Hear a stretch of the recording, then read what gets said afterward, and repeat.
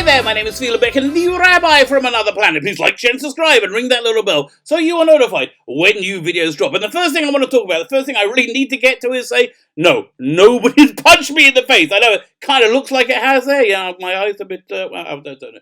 Yeah, my eye looks a bit puffy, and listen, they may have punched me in the face, and I don't remember it. The only person it could have been is my wife or three of my kids.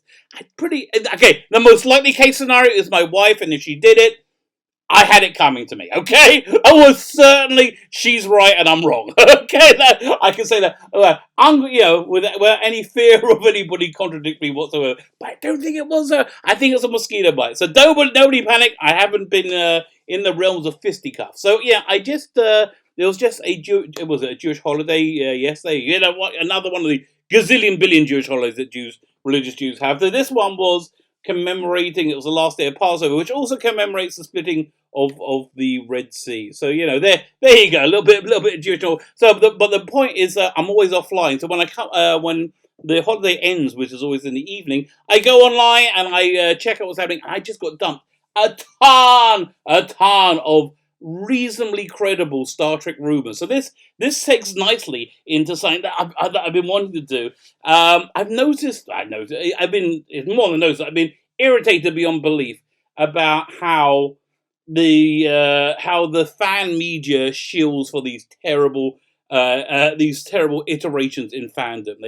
It drives me nuts. I nearly came to the point where I was going to cancel my subscription to SFX magazine because I'm like, why do I need to hear this nonsense for? Then I realized, guys, we could just read them together and take the piss out of them because you know what? They really, really, really deserve to be having the piss taken out of them. But first, can I ask you guys, can you hit that subscribe button? Hit the subscribe button today. Make a Rabbi very, very happy. I want to show you my appreciation for you subscribing. And really, I am genuinely appreciative. I give stuff away each week on the channel. The thing I'm giving away this week is Apocalypse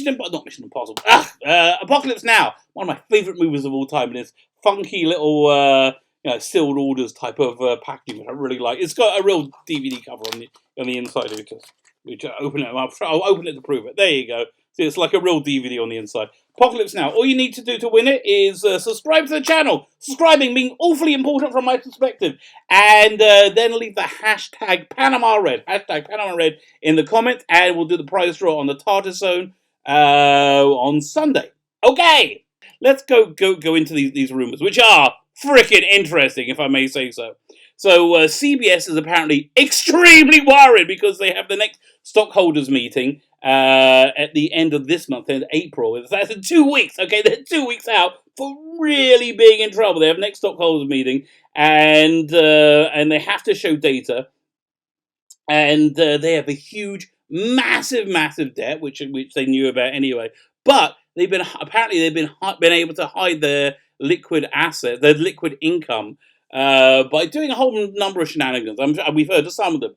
If anybody subscribes to CBS All Access and cancels their subscription, they're not considered as a cancelled subscriber. They're considered a pull subscriber. They added the numbers from Showtime into their data, and I think it's almost certainly the reason CBS All Access was made free for the last 2 months is just to show they've got a greater subscriber base. But if somebody starts to drill even the slightest down, they're in a lot of trouble. And people are going to start to drill down because we're dealing with people's money now. People are very, very, very funny about their money. People do not like the idea of their money being lost. Even if it does make a feminist Star Trek that's the bestest ever, which strangely nobody really likes. So they're in real trouble. So they're doing emergency stuff, not to default.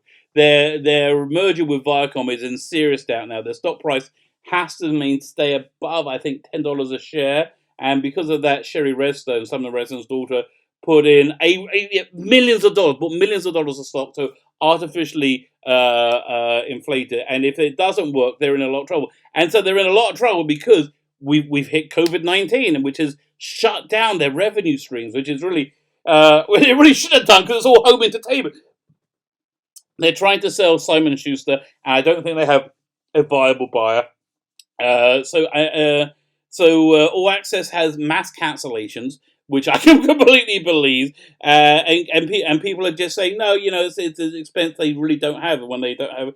When your viewer base doesn't have a disposable income, the idea of paying for All Access just becomes ludicrous, especially if you live in the US when you get CBS. I have a subscription to CBS All Access, and I do it because I like Survivor. Yeah, I used to like Big Bang Theory and Survivor, and I'm like a crazy religious nut, and I don't want to feel like I'm stealing it. So even though I couldn't access it here in Israel, I still paid for it, and then I illegally downloaded it, which I guess I'll find out when I get to the pearly gates if that works. It's like, look, I paid for it, but not in the right country. I guess I'll find out. But I wanted to do something. So they're even losing money on sports apparently.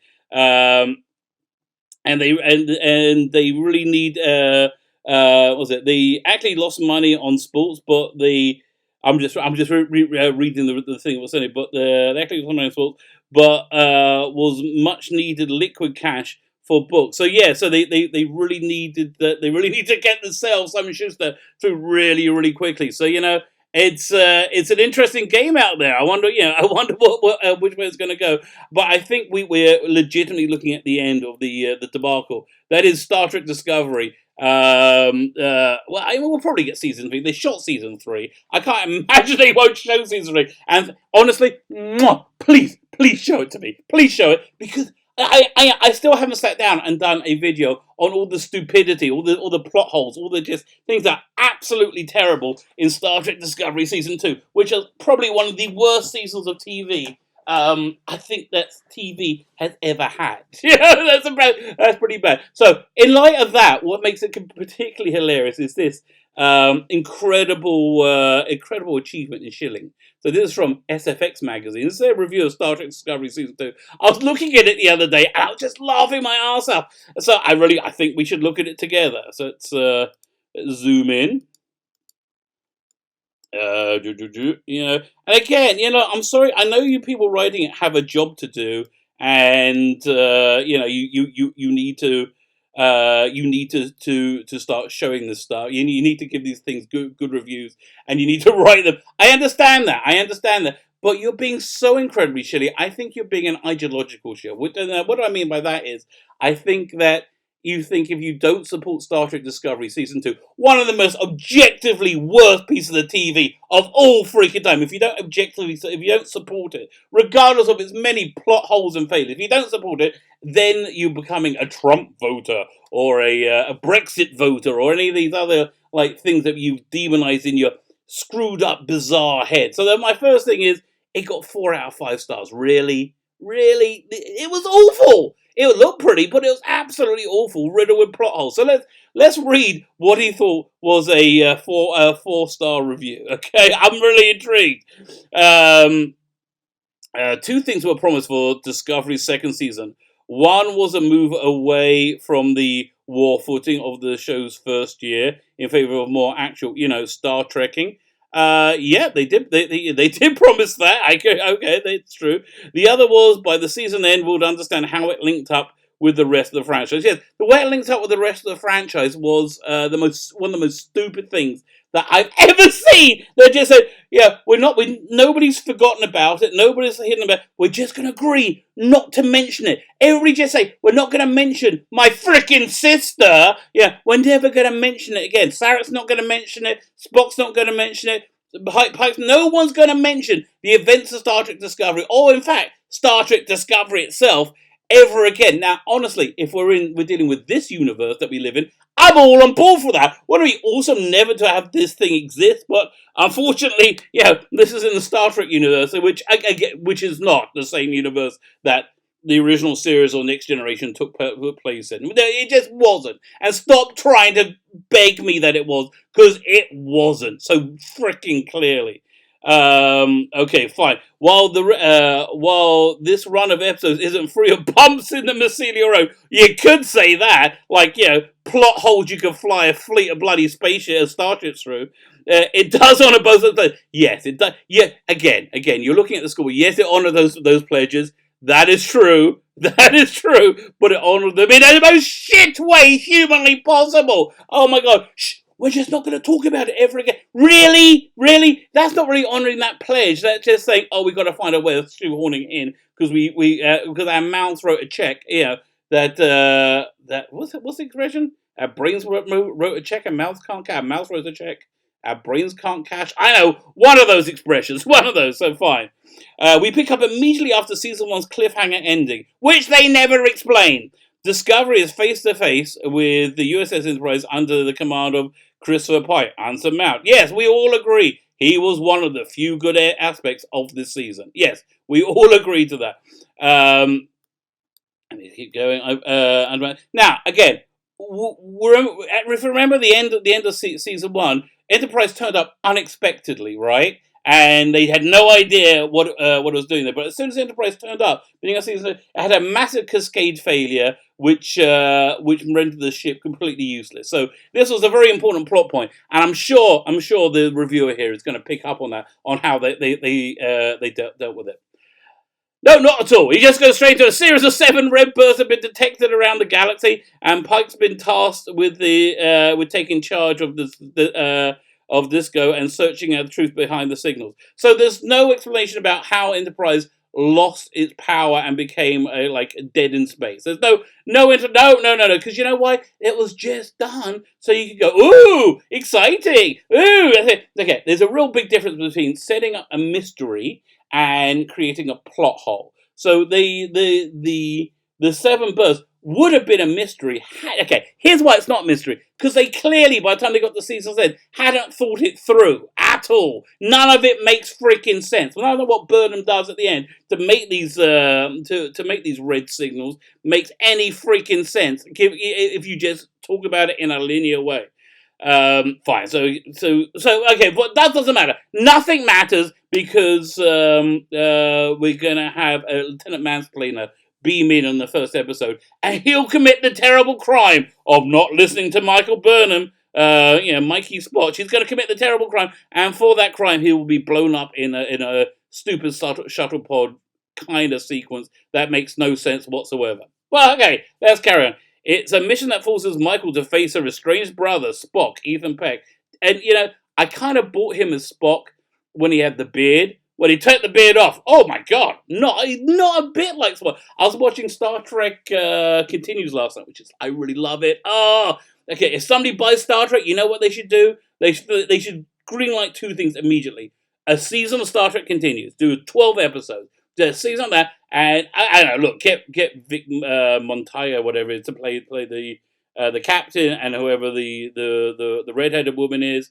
And basically anybody else, I don't think it really matters. I like this spot, but who cares? I think you can get real actors in for the rest, assuming they're not real actors. But I think it needs Vic. I think it needs the original sets. I think 12-ish episodes would do incredibly well, and you can make it on a micro budget. And I'd also greenlight Anaxanar. I would do that. Let's say I'm buying up Star Trek because CBS are out of money, and may well be the case. That's the 2 things I would do. I'll put into production straight away to make it viable, because I think both those things will get a huge amount of fan love, and because you get fan love, you can get the normies. The normies will then be herded into it, which is what these idiots these idiot TV producers have completely forgot. If you get the fans into it, we can herd the normies into it, and as long as you haven't done something that's completely utter shit, they will stay with it. And I think people will find the whole Star Trek Continues 1960s aesthetic be kind of cool. I think people would be like, well, that's weird, and they would be into it, and the other thing I would do a 4-hour miniseries based around on the strength of Star Trek Picard. The one good thing about Star Trek Picard, there were 2 good things about Star Trek Picard. The one good Star Trek-y thing about Star Trek Picard was Riker. Riker was freaking brilliant in that show. Even a couple of lines, that idiotic finale. Riker had a line like, was it Shields to Fall, Weapons Archer, and that was freaking awesome. So he could carry a show. He could carry a nice 4-hour show. I really like him. I liked him as a character, and that's really what you can do to actually make Star Trek into something that will do something that hasn't done for many years, which is produce a liquid revenue, which is something that you so desperately want. But you got your heads up your arse, so you don't understand what you're doing. Fine. So it brings her face to face with her brother Ethan Peck, and brings the ship into conflict with the morally murky Section 31. Yes, that's something that Alex Kurtzman has a massive hard-on for because he thinks he can write about it, because he can do nihilism because he's not a very good writer, but he can't really do Star Trek, which I think we've kind of seen, unfortunately. Unfortunately, fine. The well-known Black Ops division, this secret division of Star Trek, which has its own badges that everybody knows is section. How Black Ops can it be if everybody freaking knows about it? Fine, they got their cool, funky black badges.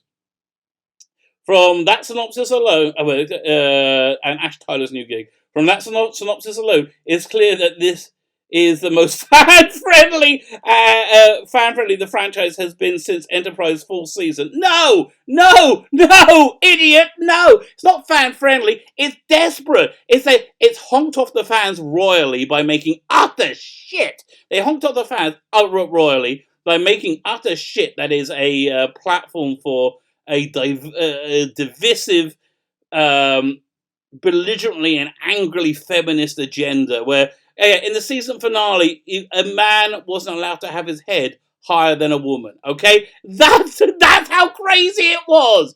Anyway, from no, it's not. So you shut up, idiot. Shut up, you shilling idiot.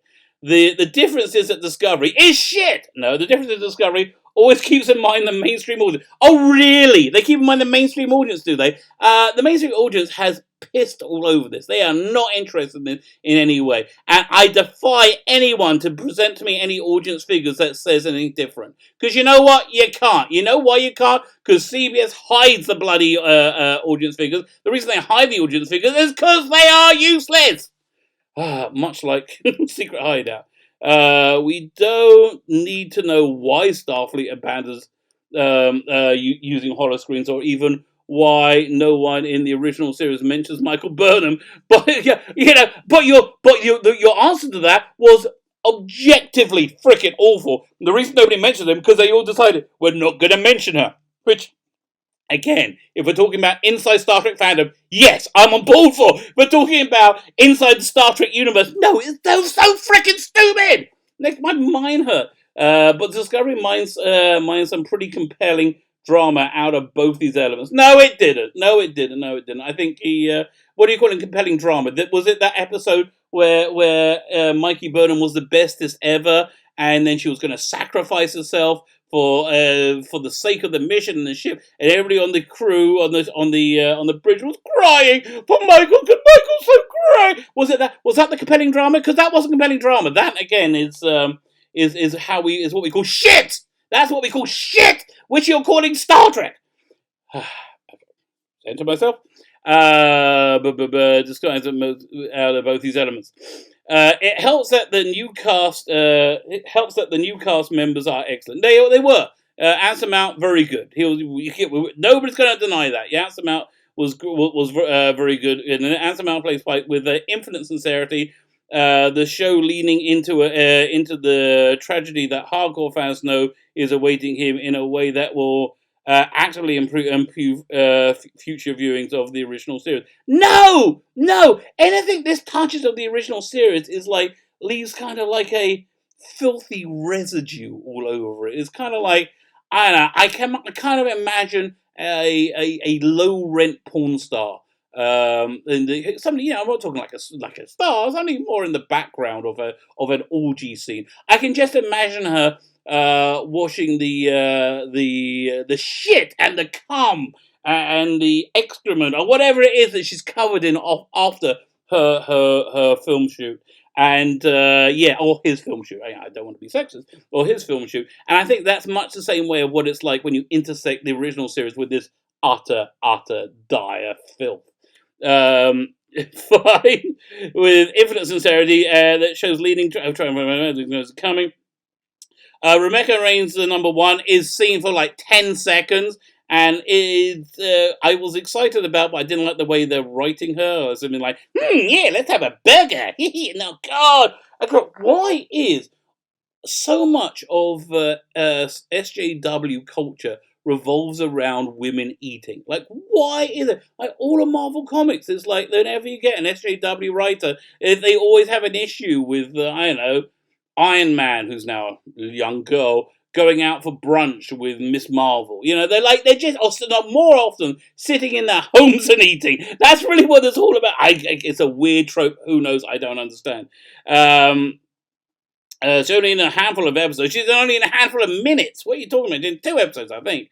But makes a strong impression. While Ethan Peck's Spock is younger, more troubled than his iconic Vulcan, than Zachary Quinto's movie version, which I did like a lot. But maybe he's disturbed by, at the beginning of the show, he's incarcerated by Section 31 in an insane asylum for no apparent reason. Like, why was he there? Because Leland was taken over by the AI that wasn't an AI but wanted to be an AI. And so but he wasn't taken over by the AI that wasn't AI that wanted to be an AI as yet, and there was no real reason for that whole conspiracy. But that is Star Trek Discovery all the way freaking through, like just no internal thought has gone into it whatsoever. Tig Notaro's Jet Reno, which I actually thought she was quite good, even though she was just Jet Reno. I think she should have just been the engineer on the ship from the beginning. But again, I would really wish they would explain how they have a 75 to 80% female crew without there being some kind of like cataclysm that decimated men in the Star Trek universe. So Tig Notaro's Jet Reno, meanwhile, is the show's new secret weapon. No, not hilarious. Vaguely funny, okay? Vaguely amusing, not hilarious. Stop trying to crank up the volume on this shill-tastic review because you want to be more shilly. It's not enough that you ignore all the plot holes. You got to like ingratiate any of the any of the frankly loser moments from the season. A hilarious cranky genius. Yeah, of course she's a genius because she's a wonderful woman of science. Oh, we see that all the time. Who gives Stamets a run for his money. Okay, fine. There is a definite mid-season sag. Yeah, it starts from I'll say a quarter of the way through episode 1, and it continues right the way through to episode 14. In fact, let's say sag, more like fall off a cliff of awful. The mid-season sag. That's the best you're going to get. Will Salmon? Really? Oh, you dick. The Big Bad's plan never makes a ton of sense. You notice that, did you? That what the AI that's not an AI, that wants to be an AI, that Burden then has to go through all time and space to set stuff up for no apparent reason, just to set everything in motion. It still doesn't make sense if you sit down and you work it out. But never mind, because nobody's going to do that, because nobody gives a crap. Certainly not the people writing this nonsense. The Big Bad's never makes a ton of sense, and several episodes have the distinct air of wheel spinning of like, oh no, we're out of money. Why don't we just get weird aliens in the transporter room and we'll make out we'll redress that set? Why don't we do that for a bit? But given the troubles behind the scenes, what you mean being written by somebody who has no idea about writing or Star Trek or people or humanity. The original showrunners were replaced partway through with the new Trek Uberboss, Alex Kurtzman. Yes, we know that. The original showrunner was what's the game? The guy did Hannibal. I can't remember his name. I'm going to remember it as soon as I finish recording. But I think he would have been good and interesting because I like his work. I do like that guy's work. It's an impressive effort. No, it's not. It's impressive in its absolute failure. It's absolute failure on every freaking level. It failed to be a popular success. It failed to be a success amongst the fan audience. The only thing it succeeded to do was to have shills like you write puff pieces to try and convince people this unwatchable crap is somehow good, is somehow Star Trek. It's impressive. Yeah, it's impressive that it's got you to do that and dance like a little bunny for them. How do bunnies dance? Okay, I don't know, but dancing like that for them. And in its final 2 episodes, the worst 2 episodes of television ever made, the show reinvents itself quite spectacularly. Yeah, it reinvents itself as a brainless piece of shit. Is how it reinvents itself. Like that was the episode where Burnham finds a floating platform somewhere in space just by luck to set up her Iron Man costume. It's just so stupid. It's beyond belief. Season 3 is really going to go where no one has gone before. Yeah, it's going to go. It's going to be even worse. And I think hopefully the first news of this segment will be of this video is telling us, yeah, this is over. It's going to be sold off to somebody else who might actually want to do something to, or maybe not. Maybe CBS may just go under because they can't. They've devalued it so much, so they can't sell it. You know, in the recent Forbes article talking about how much trouble CBS is in, they said they needed some kind of franchise show, some kind of like reliable franchise that they can get by. They had one, and they drove it off a cliff. And it can't come soon. It go where no one's going to go, and it can't come soon enough. Can it not, Will Savage? Well, here's what I'm going to do. Here's my little promise to you. You keep reviewing it. It can't come soon enough if you want to keep reviewing it, and I'm going to keep on taking the piss out of everything you freaking say about it, because you are a simpering shill, and you need to. I think you need to turn your typewriter in penance. So what's this little extra bit they got? Freeze frame Pike's bio in Brother. Somehow it has a Cardassian Medal of Honor. Did he lie on his CV? Yeah, no, just nobody cares. Nobody cares making this show because nobody cares about Star Trek. And that's it so incredibly clear. That comes through over and over again from watching this utter dire nonsense. My name is Phila Becken, the Rabbi from another planet. Please like, share, and subscribe, and ring that little bell so you're notified when new videos drop.